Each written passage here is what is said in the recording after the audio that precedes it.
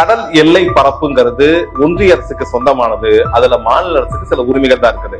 அந்த வகையில இந்த கடல் எல்லைங்கிறது என்ன, இதை எப்படி நிர்ணயிக்கிறாங்க முதல்ல நம்ம தெரிஞ்சுக்கணும். அப்பதான் அடுத்த விஷயத்துக்கு போக முடியும். கடல்ல எல்லை நிர்ணயித்து நம்ம இப்ப ரோடுனா ஒரு கோடை போட்டு காட்டிடலாம். அப்படி கடல் எல்லைகளை வெளிப்படையாக காட்டுவதற்கான உரிய உபகரணங்கள், தொழில்நுட்பங்கள் இன்னும் பெரிதா இந்தியாவில கொண்டு வரப்படல. அப்படி கொண்டு வந்த மிதவைகள் வச்சிருப்பாங்க, விளக்கு போட்டு மிதவைகளை மிதக்க விடுறாங்க. ஆனா மிதவைகள் என்ன ஆகும்னா கடல் அலைகள்ல தண்ணீர் ஓட்டங்கள் இந்த பக்கம் அந்த பக்கம் இழுத்துட்டு போறதுனால குறிப்பா 20வது கடல்ல இது 21 இதுன்னு சொல்ல முடியாது. ஒன்னே என்னன்னா ரேடாரை வச்சு கண்டுபிடிக்கலாம். ஒரு குறிப்பிட்ட தூரம் தான். ஒவ்வொருவரும் குறைந்தபட்சம் 15 இருந்து 25 தமிழ் மீனவர்கள் இலங்கை ராணுவத்தால் கொல்லப்படுறாங்க. இது தொடர்கரையாயிட்டு இருக்கு. அது போல சமீபமா இலங்கை ராணுவத்தை தாண்டி இலங்கை கடற்கொள்ளையர்களும் இந்த மீனவர்களை தாக்க தொடங்கி இருக்கிறார்கள். அதாவது அவங்களும் இந்திய மீனவர்கள் தான். இவங்க இலங்கை கடற்படையினால கைது செய்யும் பொழுது மட்டும் செய்தி எப்படி வரும்னா, தமிழக மீனவர்கள் எல்லை தாண்டி சென்றதால் இலங்கை ராணுவம் சிறைப்பிடித்தது. இலங்கை ராணுவம் தமிழக மீனவர்கள் படகுகளை பறிமுதல் செய்தது. நீதிமன்ற வளாகத்தில் தமிழக மீனவர்கள் ஒப்படைப்பு. இப்படிதான் செய்தி வரும் தவிர இந்திய மீனவர்களை இலங்கை பிடிச்சிருச்சு, ஐயோ என்னங்க இலங்கை ஒரு சின்ன நாடு, அதுக்கு யாரும் இவ்வளவு தைரியம் தந்து அது எப்படி தமிழ்ல பிடிக்கலாங்கிற குரல் இங்கேயும் இன்று எழுததான் நமக்கு தெரியல. அப்ப இந்திய கடற்படையும் ஒன்று இந்த தமிழக மீனவர்களை ஏன் பாதுகாக்கல, இந்த மீனவர்களுக்கு உரிய பாதுகாப்பு ஏன் தரலன்னா, அவங்களும் நம்ம சொன்னதா சொல்றாங்க, கடல்ல எல்லைகள் நம்ம சரியா கணிக்க முடியாது. அதனால சில நேரம் எல்லை தாண்டி போகும்போது இலங்கை ராணுவம் அவங்களுக்கு பிடிச்சதுங்கிறாங்க. நம்மளும் அதே கேள்விதான் முன்வைக்கிறோம். எப்படி கடல் எல்லை தாண்டணும்னு இலங்கை ராணுவம் பிடிக்குதோ, அதே போல கடல் எல்லை தாண்டதுக்கு முன்னாடி ஏப்பா நீங்க நம்ம எல்லையை தாண்டி போறீங்க சொல்வதற்கு இந்திய ராணுவத்துக்கு என்ன பிரச்சனை?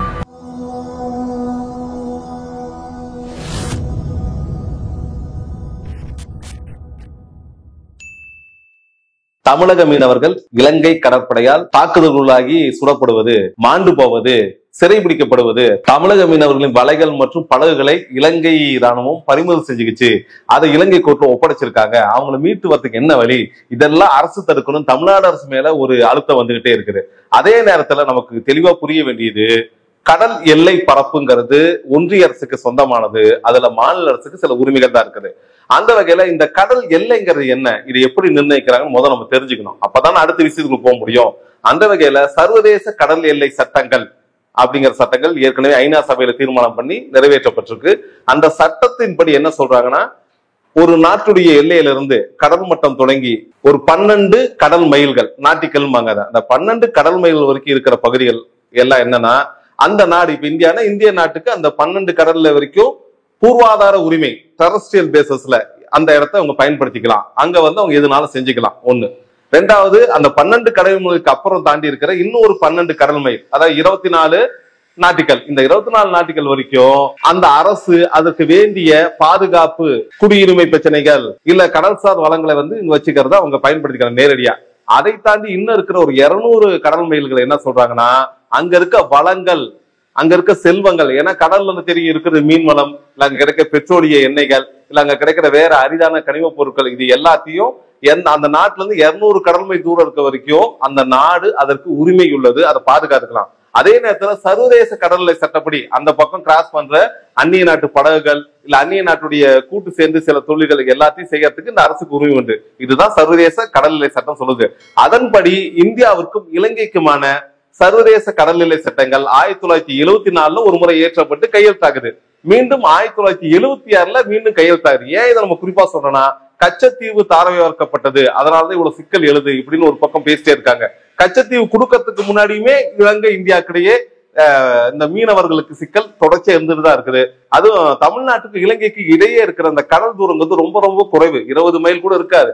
அப்ப இந்த குறிப்பிட்ட இடங்களுக்குள்ள முன்னாடி சொன்ன 12 நாட்டிக்கல் 24 மைல்கள் இதெல்லாம் எப்படி நிர்ணயிக்க சிக்கல் இருக்கும் போதுதான் என்ன சொல்றாங்கன்னா, இந்தியால இருந்து ஒரு 10 இல்ல 12 கிலோமீட்டர் கடல் எல்லைக்குள்ளார இருக்கிற இடங்கள் இந்திய அரசுக்கும், அதை தாண்டி இலங்கையை ஒட்டி இருக்கிற கடல் பகுதி இலங்கை அரசுக்கும் சொந்தம்னு வெளியே விலாவரியா சொல்லப்பட்டாலும் கூட கடல்ல எல்லை நிர்ணயித்து நம்ம இப்ப ரோடுனா ஒரு கோடை போட்டு காட்டிடலாம். அப்படி கடல் எல்லைகளை வெளிப்படையாக காட்டுவதற்கான உரிய உபகரணங்கள், தொழில்நுட்பங்கள் இன்னும் பெரிதா இந்தியாவில கொண்டு வரப்படல.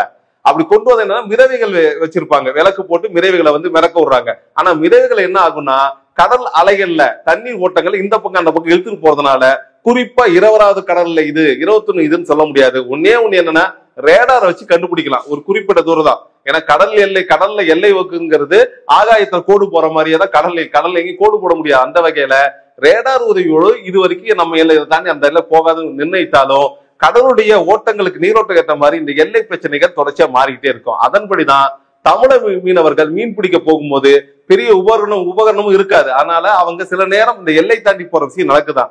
அதே நேரம் தமிழக மீனவர்கள் என்ன சொல்றாங்க, இதுல ரொம்ப குறிப்பா கவனிக்க வேண்டியது, இந்திய மீனவர்கள் தான் நம்ம பதிவு பண்ணோம். ஆனா தொடர்ச்சியா ஊடகங்கள், இந்திய அரசாங்கம் எல்லாமே இந்த மாதிரி மீனவர்கள் மாட்டும் போது குஜராத்ல இருந்து கடல் எல்லை தாண்டி போனா பாகிஸ்தான் நுழைஞ்சிடறாங்க. அப்ப என்னங்கிறாங்கன்னா, இந்திய மீனவர்கள் பாகிஸ்தான் படையினர் கைது செய்யப்பட்டாங்கன்னு இந்தியா முழுக்க சென்சிசைஸ் ஆகுது. ஐயோ, பாகிஸ்தான்காரன் நம்ம நாட்டுக்காரனை பிடிச்சானா அப்படிங்கிற ஒரு கோபம் யதார்த்தமாக இங்க அரசியல் கலசூல்ல எழுது. அதே போல இந்த பக்கம் வெஸ்ட் பெங்கால் இருந்து மீன் பிடிக்க போறவங்க பங்களாதேஷ் கடற்படையில பிடிச்சிட்டாங்க, இல்ல அதை தாண்டி போனா வியட்நாம்ல பிடிச்சிட்டாங்கன்னா உடனே இங்க சென்சிடைஸ் ஆகுது. ஐயோ, பங்களாதேஷ்கார இந்திய கடல் பிடிச்சானா, அது எப்படி சின்ன நாடு, அப்ப எவ்வளவு தைரியம் இருக்கு, எவ்வளவு கொழுப்பு இருக்குன்னு பேசக்கூடிய ஊடகங்கள், பொதுமக்கள் மற்றும் அரசு தமிழக மீனவர்கள், அதாவது அவங்களும் இந்திய மீனவர்கள் தான், இவங்க இலங்கை கடற்படையினால கைது செய்யும் பொழுது மட்டும் செய்தி எப்படி வரும்னா, தமிழக மீனவர்கள் எல்லை தாண்டி சென்றதால் இலங்கை ராணுவம் சிறைப்பிடித்தது, இலங்கை ராணுவம் தமிழக மீனவர்களை சுட்டது, இலங்கை ராணுவம் தமிழக மீனவர்கள் படகுகளை பறிமுதல் செய்தது, இலங்கை நீதிமன்ற வளாகத்தில் தமிழக மீனவர்கள் ஒப்படைப்பு, இப்படிதான் செய்தி வரும் தவிர இந்திய மீனவர்களை இலங்கை பிடிச்சிருச்சு. ஐயோ, என்னங்க இலங்கை ஒரு சின்ன நாடு, அதுக்கு யாரும் இவ்வளவு தைரியம் தந்து அது எப்படி தமிழ்ல பிடிக்கலாங்கிற குரல் எங்கேயும் இன்று எழுந்ததா நமக்கு தெரியல. ஏன்னா நம்ம முன்னாடி சொன்ன மாதிரி குஜராத் மீனவர்கள், மகாராஷ்டிரா மீனவர்கள், இல்ல மேற்கு வங்க மீனவர்கள், ஒடிசா மீனவர்கள் கைது செய்யப்படும் போதெல்லாம் கொதிக்கின்ற இந்த இந்திய சமூகம் தமிழ்நாட்டு மீனவர்கள் கைது செய்யும் பொழுது மிக அமைதி காத்திருக்கிறது. இது இப்போது இல்ல, தொடர்ச்சியாக இதுதான் இங்க இந்திய அரசுடைய பார்வையாக இருக்கிறது. இந்த பார்வை மாறணும். எந்த ஒரு இடத்துல இருந்து மீனவர்கள் கைது செய்யப்பட்டாலும் அவர்கள் இந்திய மீனவர்கள் தான். இந்திய அரசமைப்பு சட்டம் அந்த மீனவர்களுக்கு என்ன பாதுகாப்பு தரணுமோ அது தமிழர்களுக்கு தரணும், இதுதான் பொருந்தும். ஆனா அவங்க சொல்றது ஒரு குறிப்பிட்ட காலத்துல, நமக்கு தெரியும் இலங்கையில் நடந்த இனக்கலவரம், தமிழர் மீனவர் ஒடுக்குமுறை, அதற்கு எதிராக தமிழர்கள் தங்களுக்கான உரிமை இந்த நிலத்துல இருக்கு, எங்கள் நிலத்தை பிரித்து கொடு நடத்திய தமிழர் நாடு உருவாக்க போராட்டம், அதன் பின்னாடி இதெல்லாம் தெரியல. அந்த வகையில என்ன ஆயிடுச்சுன்னா, இந்திய அரசாங்கத்தின் பார்வையில தமிழக மீனவர்கள் என்பவர்கள் அங்கிருக்கு இனக்குழுக்களுக்கு உதவி செய்கிறார்கள். அந்த போராட்டம் நடந்த போது பல்வேறு குழுக்களுக்கு உதவி செஞ்சாங்க. அதனால இலங்கை அரசுக்கு இவங்களுக்கு எப்பயும் ஒரு தீரா பகை இருக்குன்னு ஒரு சின்ன ஒரு செயலை வச்சுக்கிட்டு இன்னை வரைக்குமே கிட்டத்தட்ட அந்த இலங்கை போர்லாம் 2009 முடிவுக்கு வந்துருச்சு. தமிழர்கள் ஒரு பெரிய இனவழிப்பு முடிஞ்சு அந்த போராட்டம் தற்போது ஆயுத போராட்டங்கிற நிலை முடிவடைந்துச்சு, ஜனநாயக போராட்டம் தொடராங்க. ஆனா இந்த சூழ்நிலை கூட 2009க்கு அப்புறமும் தொடர்ச்சியாக தமிழக மீனவர்கள் தாக்கப்படுகிறார்கள், சுட்டுக் கொல்லப்படுகிறார்கள், அவரது வலைகள் பறிமுதல் செய்யப்படுகிறது, அவர்கள் நீதிமன்றத்தில் நிறுத்தப்படுகிறார்கள், படகுகள் பறிமுதல் செய்யப்படுது. இப்படி தொடர்ச்சியாக தமிழக மீனவர்கள் மீது வருடம் தவறாமல் இலங்கை ராணுவமும், அதை தாண்டி இலங்கையில் இருக்க கடற்கொள்ளையர்கள், சமீபத்தில் ஒரு வாரம் முன்னாடி இலங்கையில் இருக்க கடற்கொள்ளையர்கள் தமிழக மீனவர்கள் தாக்குதல் நடத்தி அவங்க மீனையும் வலையையும் அள்ளிட்டு போயிருக்கிறாங்க. இது எல்லாத்தையும் இந்திய அரசு, ஏன்னா இந்திய அரசுங்க நம்ம சொல்ற மாதிரி உலகத்திலேயே 4வது பெரிய ராணுவம், அது கடற்படைன்னு ரொம்ப முக்கியமா இருக்கிறோம். அப்ப இந்திய கடற்படைன்னு ஒன்று இந்த தமிழக மீனவர்களை ஏன் பாதுகாக்கல, இந்த மீனவர்களுக்கு உரிய பாதுகாப்பு ஏன் தரலன்னா, அவங்களும் நம்ம சொன்னதா சொல்றாங்க, கடல்ல எல்லைகள் நம்ம சரியா கணிக்க முடியாது, அதனால சில நேரம் எல்லை தாண்டி அவங்க போகும்போது இலங்கை ராணுவம் அவங்களுக்கு பிடிச்சதுங்கிறாங்க. நம்மளும் அதே கேள்விதான் முன் வைக்கிறோம். எப்படி கடல் எல்லை தாண்டணும்னு இலங்கை ராணுவம் பிடிக்கிறோ, அதே போல கடல் எல்லை தாண்டறதுக்கு முன்னாடி ஏப்பா நீங்க நம்ம எல்லையை தாண்டி போறீங்க சொல்வதற்கு இந்திய ராணுவத்துக்கு என்ன பிரச்சனை? தொழில்நுட்பங்கள் வளர்ந்திருக்கு, நீங்க எளிமையா அறிவிக்க முடியும். ஏன்னா எல்லா இன்னைக்கு கடல்ல போய் மீன் பிடிக்கிற அனைத்து படகுகளும் கண்டிப்பாக உயர் தொழில்நுட்பத்தால இணைக்கப்பட்டிருக்குது. உடனே நீங்க வாக்கி டேங்களை கூப்பிட்டு நீங்க கடல்ல தாண்ட போறீங்க, நீங்க போக வேணாம், அந்த மீனவர் போக போறதில்ல. அதே போல இந்த மீனவர்களை தாக்க வருகின்ற இலங்கை கடற்படைக்கு நீங்க வாக்கி டேங்களை கூப்பிட்டு அவங்க பேச முடியும், ரேடார்ல சமிக்கை கொடுக்க முடியும், உயர் தொழில்நுட்பம், அது எங்க மீனவர் தான், நாங்க மீட்டுக்கிறோம், தண்டனை கூட நீங்க சொல்லுங்க, நாங்க பாத்துக்கிறோம். ஆனா எங்கள் மீனவர்களை தொட்டால் இந்திய ராணுவம் உங்களுக்கு எதிராக திரும்புங்கிற இந்த ஒரு முறையான செயலாக்கத்தை இந்திய அரசு இதுவரை செய்ய மறுக்கிறது அப்படிங்கறதுதான் பொதுவான குற்றச்சாட்டா எழுந்துட்டு இருக்குது. அதனால என்ன சொன்னா, வருடம் ஒவ்வொரு வருடம் குறைந்தபட்சம் 15 to 25 தமிழ் மீனவர்கள் இலங்கை ராணுவத்தால் கொல்லப்படுறாங்க. இது தொடர்கரையாயிட்டு இருக்கு. அது போல சமீபமா இலங்கை ராணுவத்தை தாண்டி இலங்கை கடற்கொள்ளையர்களும் இந்த மீனவர்களை தாக்க தொடங்கி இருக்கிறார்கள். ஏன்னா ஒரு மீன் வளம்ங்கிறது ஒரு நாட்டுடைய வருமானத்தை முக்கிய பங்களிப்பு. அதுவும் இந்தியாவிலேயே பெரிய கடற்கரையுடைய 2வது மாநிலம் தமிழ்நாடு. அப்ப இந்த தமிழ்நாட்டில் இருக்க மீனவர்கள் நலன்கள் பாதுகாக்கிறதுக்கு, அவங்களை இந்த எல்லை தாண்டி போகாம இருக்கிறதுக்கான பயிற்சி கொடுக்கறது, அதுக்கான உபகரணம் கொடுத்து அவங்களை பாதுகாக்க வேண்டியது. ஏன்னா கடல்ங்கிற மட்டம் முழுக்கவே ஒன்றிய அரசு கட்டுப்பாடு தான். மாநில அரசுக்கு பேரளவு தான் கட்டுப்பாடு, அரசமைப்பு அதான் சொல்லுது. அந்த வகையில இந்த கடல்சார் தொழில்களில் ஈடுபட்ட மீனவர்களை பாதுகாக்க வேண்டிய பொறுப்பு இந்திய அரசுக்கு உண்டு. ஆகவே இனி வருங்காலங்களாவது இந்திய அரசு இந்த மீனவர்கள் மீது, இந்திய மீனவர்கள் தமிழக மீனவர்கள் ஒதுக்காம இந்த இந்திய மீனவர்கள் இலங்கை கடற்படையால் பாதிக்கப்படாமல் இருப்பதற்கு வேண்டிய நடவடிக்கை எடுக்க வேண்டும், அவர்களுக்கு உரிய பாதுகாப்பு அளிக்க வேண்டும் என்பதுதான் ஒட்டுமொத்த மக்களின் கோரிக்கையாக இருக்கிறது.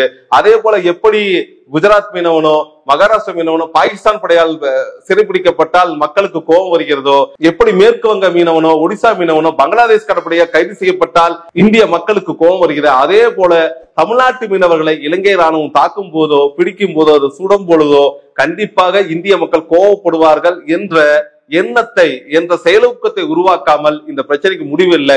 அதே போல கடல் எல்லைகளை எளிதில் கண்டறிய உயர் தொழில்நுட்பங்களை அமெரிக்கா, ரஷ்யா போன்ற நாடுகள் பயன்படுத்துகின்றன. உலகத்தில் பொருளாதார வல்லரசாக நாங்கள் 3வது இடத்துக்கு வந்து விட்டோம் என்று மாத்தட்டுகிற இந்திய அரசு இந்த கடல் மீனவர்களை பாதுகாப்பதற்கு உரிய நடவடிக்கை எடுக்க வேண்டும் என்பதுதான் அனைத்து தரப்பின் கோரிக்கையாக இருக்கிறது. இனி வரும் காலங்களிலாவது மீனவர்கள் வாழ்வு நல்வாழ்வாக மாற்றுவதற்கு இந்திய அரசும் மாநில அரசும் ஒருங்கிணைந்து செயல்படும் என்று நம்புகிறோம்.